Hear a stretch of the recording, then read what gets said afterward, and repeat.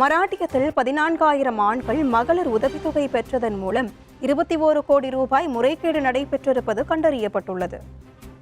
மராட்டிய மாநிலத்தில் பொருளாதாரத்தில் பின்தங்கிய பெண்களுக்கு மாதம் 1,500 ரூபாய் வழங்கப்பட்டு வருகிறது. இதுகுறித்து மகளிர் மற்றும் குழந்தைகள் மேம்பாட்டுத்துறை நடத்திய தணிக்கையில் 14,298 ஆண்கள் போலியாக பதிவு செய்து 21 கோடியே 44 லட்சம் ரூபாய் பெற்றிருப்பது கண்டறியப்பட்டுள்ளது. இந்த நிலையில் போலியாக பதிவு செய்து அரசிடம் இருந்து பணம் பெற்றவர்களிடமிருந்து இந்த தொகை வசூலிக்கப்படும் என மராட்டிய துணை முதலமைச்சர் அஜித் பவார் தெரிவித்துள்ளார்.